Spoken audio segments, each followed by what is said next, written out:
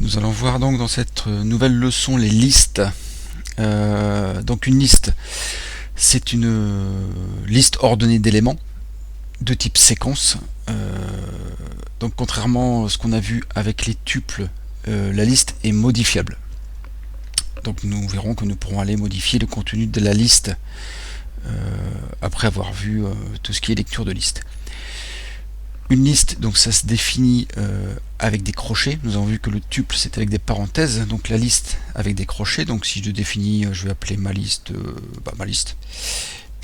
ma liste. Donc en définissant donc ma liste avec des crochets, je peux regarder donc que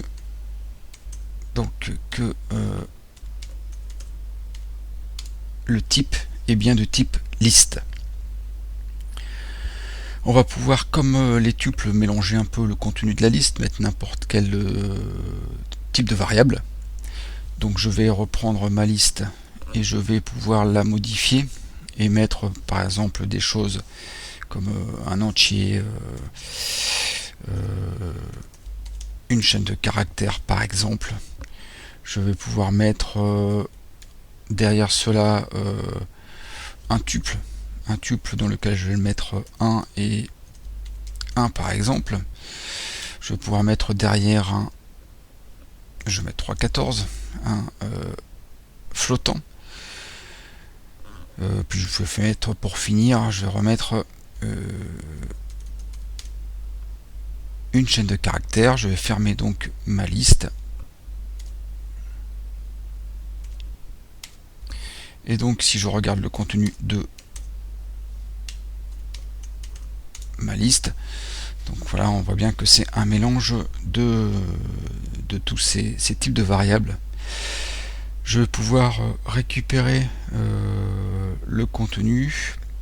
Je vais peut-être d'abord faire une autre liste. Je vais mettre ma liste dans cette liste. Je vais faire donc ma liste 2. Ma liste 2. Je vais mettre à l'intérieur de ma liste 2. Je vais mettre 12,13, j'ai intégré ma liste, virgule, je vais mettre 14 et je vais finir par 15 en chaîne de caractères. Donc j'ai ma liste 2 qui contient ma liste plus d'autres éléments comme des chaînes de caractères et des entiers. Pour accéder à chacun de ces éléments, on va pouvoir utiliser, comme on l'a vu pour les tuples, on va pouvoir utiliser donc les slices par exemple, et aussi définir, vouloir récupérer un élément de ma liste. Donc on va prendre ma liste 2 et on va travailler là-dessus. On va prendre donc, si je veux récupérer l'élément 0, donc on voit que je récupère l'élément 0. Si je prends l'élément 1, je vais récupérer donc le 13. Si je prends l'élément 2, donc là on se retrouve avec ma liste qui contient tous les éléments de ma liste. Donc ma liste 2 contient bien ma liste avec les éléments dedans. Si je veux récupérer un élément de ma liste qui se trouve dans ma liste 2, je vais donc lui dire que je récupère d'abord l'élément ma liste, donc en faisant ma liste entre crochets de 2, ma liste 2 entre crochets de 2. Donc là je récupère ça ici. Et si je veux maintenant récupérer un élément à l'intérieur de ça, je vais prendre par exemple le deuxième élément. Je vais donc normalement récupérer mon tuple. Donc je vais mettre l'élément 2 de 2. Je vois que je récupère mon tuple. Je peux de même vouloir récupérer un élément de mon tuple. Récupérer l'élément 1 par exemple qui sera 1.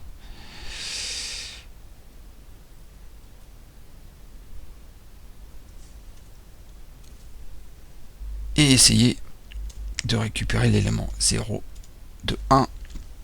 Donc on voit que ma liste 2 je récupère, mon deuxième élément de ma liste 2 qui est ma liste. Je récupère ici donc le deuxième élément de ma liste qui est un tuple contenant 1 et 1.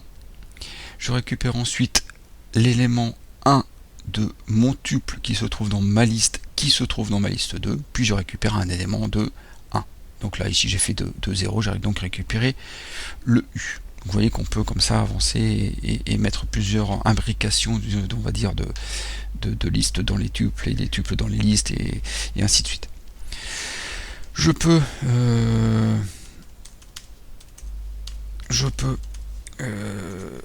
faire des slices, c'est-à-dire je reprends ça ici, je vais dire que je veux récupérer par exemple, je vais prendre de ma liste, donc je vais prendre l'élément 2 et je veux récupérer l'élément 2 à 4, allez. Et on voit donc que je veux récupérer l'élément de l'élément 2 inclus, donc j'ai ma liste à 4 exclus, donc je récupère l'élément 2 et 3 de ma liste 2, et donc je récupère ici le 14. Donc je récupère donc bien, je récupère donc bien l'élément 2 ici, et 3 puisque 2 inclus, 4 exclus. Hein, si je continue et que je fais prendre de 1 à, je vais faire 5, donc ce sera de 1 inclus à 5 exclus, donc de 1 à 4, je récupère bien mes éléments. Si je fais par exemple 2, je pars donc de mon élément 2 et je récupère tout le reste de ma liste, donc entre crochets 2 et 2 points. Donc je pars de l'élément 2, je récupère le reste de ma liste. Si je fais par exemple, je vais faire ça par exemple, moins 1, donc on a vu comme chaîne de caractères, on peut partir de la fin. C'est la même chose, je pars de la fin, et donc je récupère bien tous mes éléments, mais en partant de la fin. Si je fais toute ma liste en partant de la fin, on voit que je récupère donc ma liste inversée, puisque je pars de toute ma liste en partant de la fin, donc elle me réécrit toute ma liste inversée. Je pourrais faire par exemple aussi, je vais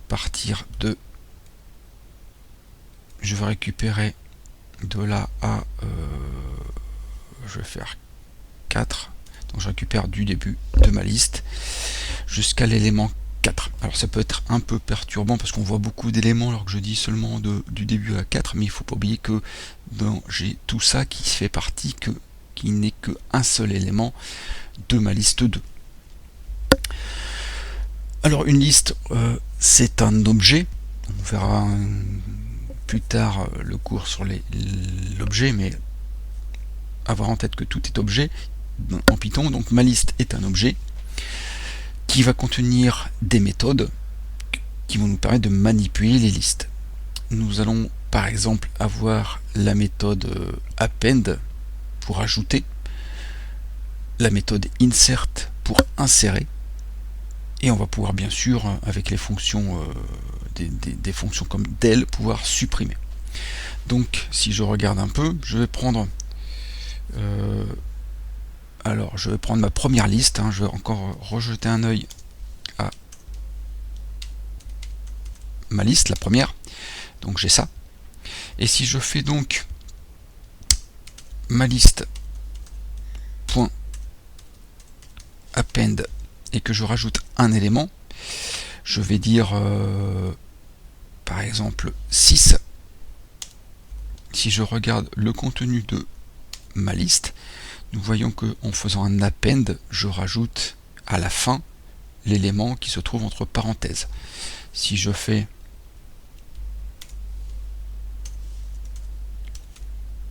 set,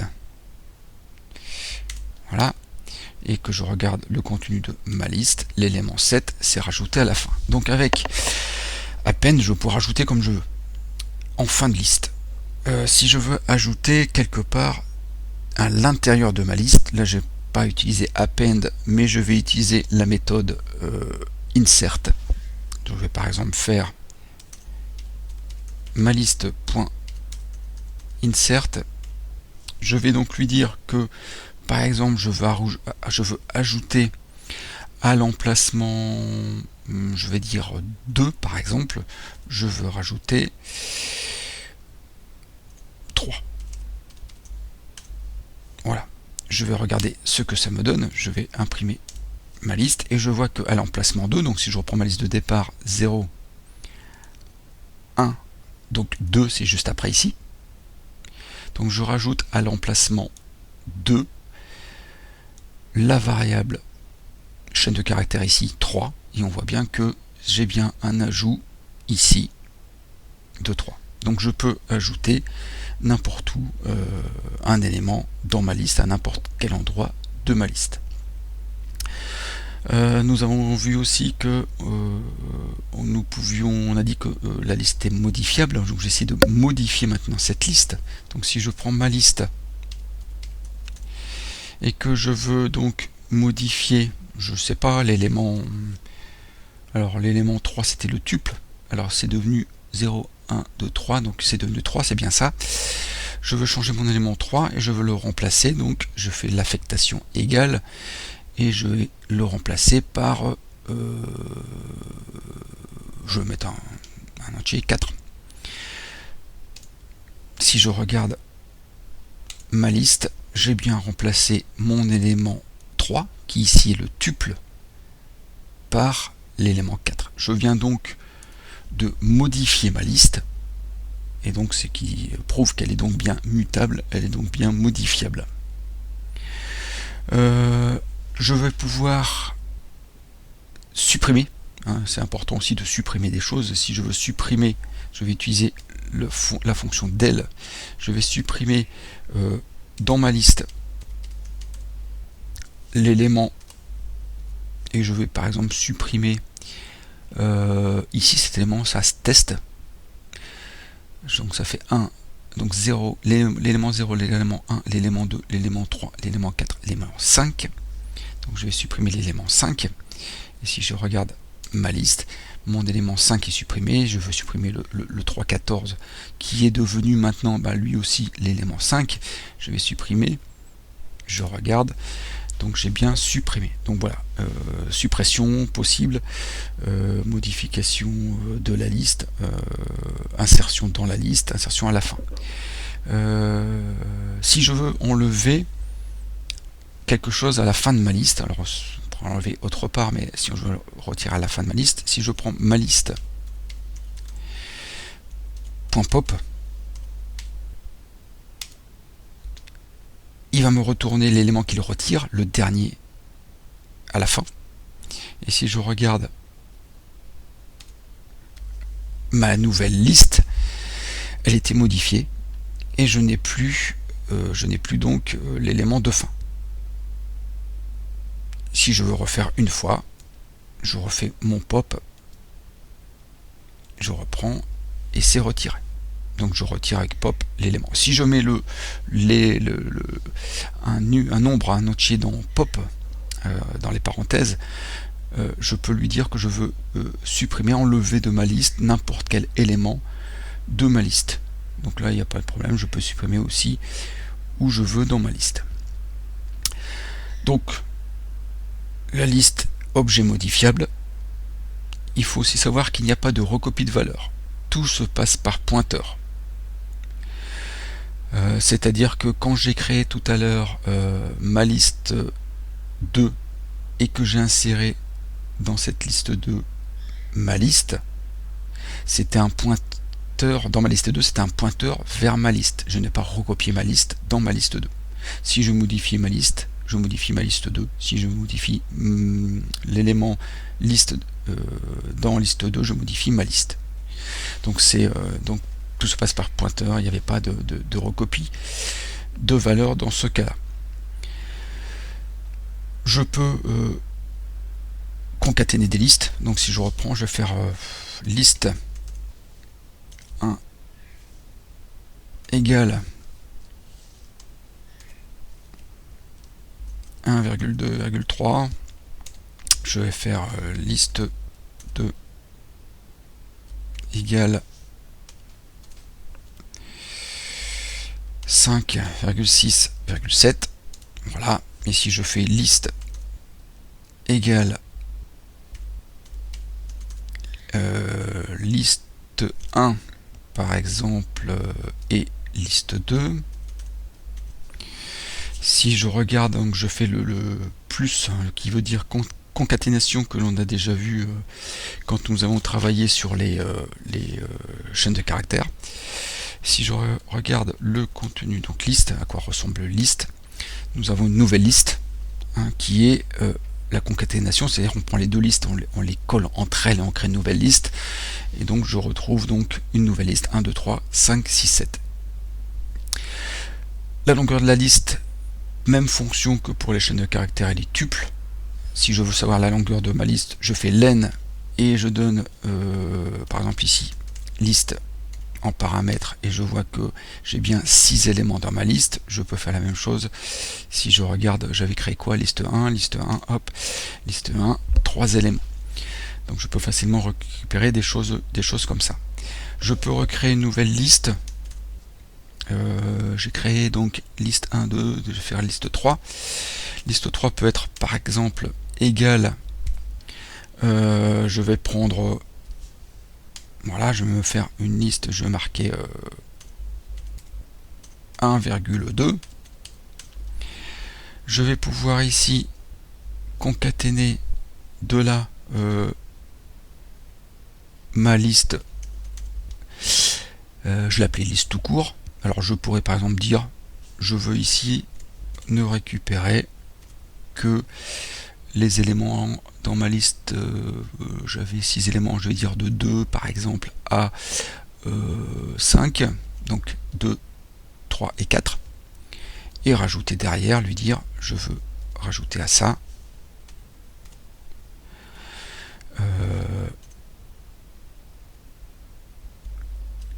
8 et 9 par exemple. Si je fais un print de liste 3, donc j'ai bien l'ensemble, c'est-à-dire ma liste que je viens de définir ici, plus une partie de ma liste que j'avais définie plus haut, qui est là, et je rajoute à la fin une autre partie. Donc ça c'est maniable, on peut facilement manier ces listes et recréer de nouvelles listes assez facilement. Je peux, comme on l'a vu, alors je vais l'appeler liste 4, peut être égal par exemple, alors une liste assez simple, liste 1, et je peux lui dire ma liste 4 c'est liste 1 fois 3 par exemple. Et si je regarde liste 4, je m'aperçois que liste 4, c'est le contenu de 1 3 fois, puisque j'ai fait x3. Je peux aussi récupérer, voir si un élément existe dans ma liste. Par exemple, si je fais, est-ce que, alors je vais prendre quoi? Je vais prendre ma liste. Oui, je vais prendre celle-ci, ma liste. Donc je vais faire, par exemple, est-ce que 3 est dans liste? Vrai. On a bien 3 dans liste. Est-ce que 4 est dans liste? Faux. 4 n'est pas dans liste puisque je passe de 3 à 5. Je peux comme ça récupérer le contenu. D'autres méthodes bien utiles quelquefois, compte et index. Si je prends liste tout court, que je lui fais un compte et que je veux regarder est-ce que combien de fois j'ai 2. Je vais faire la même chose avec, alors comment je l'avais appelé celle-ci, liste 4. Donc je vois bien que dans liste qui est là, j'ai bien une seule fois 2. Dans liste 4, 1, 2, 3 fois 2, donc on peut compter le nombre d'éléments spécifiques dans une liste. Je peux savoir liste point index où se trouve par exemple 2 dans ma liste. Il se trouve à l'index 1. Si je prends j'avais 5, ça se trouve à l'index 3. On peut vérifier en regardant ici en haut. D'autres méthodes qui vont permettre de facilement faire des tris, par exemple, c'est la méthode sort qui existe. Donc je vais peut-être recréer une liste. Je vais l'appeler 6. Je vais recréer une liste. Je vais mettre des mélanges dans cette liste. Donc je vais faire 5,8,6,2,9,2. J'ai déjà fait 4,1. Je prends cette liste et je peux faire donc liste 6.sort. Et donc nous voyons que tout de suite nous avons le résultat de la liste. Et nous voyons tout de suite que c'est bien liste 6 qui a été modifiée. Donc la liste a bien été modifiée. C'est-à-dire qu'on n'a plus notre liste originale non triée. Je peux utiliser la méthode reverse si je veux. Liste 6, je l'ai appelée celle-ci, liste 6.reverse. Si je regarde liste 6, nous avons tout de suite inversé, c'est pareil, la liste a été modifiée. Par contre, si on n'a pas envie que notre liste originale soit modifiée, il existe des instructions comme sorted, donc qui s'écrit sous cette forme, ou reversed. Alors sorted, par exemple, je vais recréer d'abord une liste parce que je l'ai modifié. Donc je vais reprendre ça ici, je vais la remettre. Voilà, liste 6. Je vais faire sorted.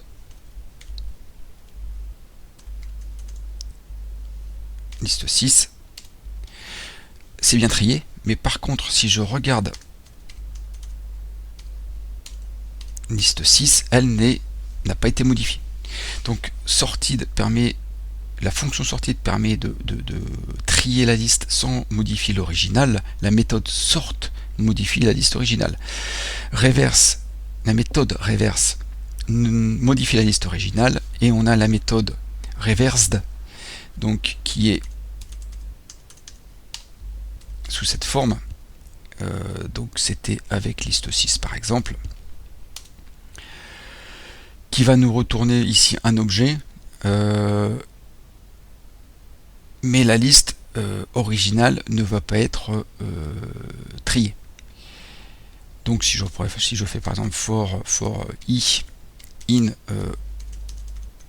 reverse de liste 6, on l'a vu la fois dernière, le for on l'a pas encore vu en cours spécifiquement sur le for sur les boucles, mais on l'a déjà utilisé un peu. Si je fais print de i, vous voyez que c'est bien trié, mais si je regarde encore une fois liste 6, elle, c'est bien la liste 6, n'a pas été modifiée. Il existe bien sûr d'autres méthodes, d'autres choses. Il suffit d'aller voir tout ce qui existe en faisant dire et décrocher pour faire voir que c'est bien une liste. Et nous voyons qu'il existe beaucoup d'autres méthodes. Nous en avons vu quelques-unes. Nous avons vu append, on le voit ici. Nous avons vu count, nous avons vu index, insert, pop, remove. Remove on l'a pas vu, on a vu del, on pourrait utiliser remove. Reverse, sort, on a presque tout vu là-dedans. Et donc les listes vont nous être très utiles. C'est assez rare que l'on trouve un programme en Python sans liste à l'intérieur. Pour finir, peut-être une fonction qui va nous permettre de facilement créer des listes quand on on voudra itérer sur des choses. On a la fonction qui s'appelle range, donc la fonction range qui ressemble à ça, où on va pouvoir mettre, comme on l'a vu quand on faisait les slices, un paramètre pour le début inclus, la fin exclue et le pas. Donc si je fais par exemple range de 10, ça me crée tout seul une liste de 0 à 9. Donc assez utile quand on va vouloir comme ça créer des choses rapidement. On pourrait carrément lui dire je veux aller jusque 255, et là on aurait tous les éléments. Alors on peut peut-être déjà avoir une idée si on voudrait travailler sur les adresses IP de 0 à de 1 par contre à 254. Donc on va modifier un peu, je veux aller de 1 à 254 parce que le 0 m'intéresse pas, c'est le réseau, et le 255 c'est le broadcast. Si on est en /24, j'ai par contre, voilà, petite erreur, c'était une virgule entre les deux. Donc on voit qu'on a une liste maintenant qui part de 1 et qui va jusqu'à 254. Donc on peut créer le nombre de listes que l'on veut facilement. On va pouvoir lui dire que l'on veut par pas. Donc je voudrais par pas de 4 par exemple, pour faire voir un peu la différence. On voit bien que c'est par pas de 4. Donc c'est assez simple. On va pouvoir comme ça générer des listes d'entiers comme on le veut. On verra plus tard avec quelques exercices que ça va être très utile. Et enfin, il existe une instruction qui s'appelle xrange, donc qui travaille de la même forme que xrange, comme ça, xrange, qui va être beaucoup plus performante, mais par contre elle ne va pas retourner une liste, mais un objet itérable. C'est-à-dire qu'on va devoir l'utiliser, alors je vais faire un truc assez simple, je vais faire ça, sous cette forme. Voilà, puis là je vais juste faire un print, je vais l'appeler i. Voilà, et on voit qu'on a créé là, on ne peut pas récupérer directement une liste, hein, c'est ce que ça veut dire quand on dit que on renvoie un objet itérable, pour simplifier. On ne peut pas créer directement la liste, mais on peut créer ce qu'on appelle un objet itérable, et on va pouvoir aller rechercher chaque élément de cet objet itérable pour travailler avec. Alors principalement avec boucle for, mais on verra que on pourra l'utiliser autrement. Voici donc pour cette leçon sur les listes. Donc la prochaine leçon, nous verrons les dictionnaires.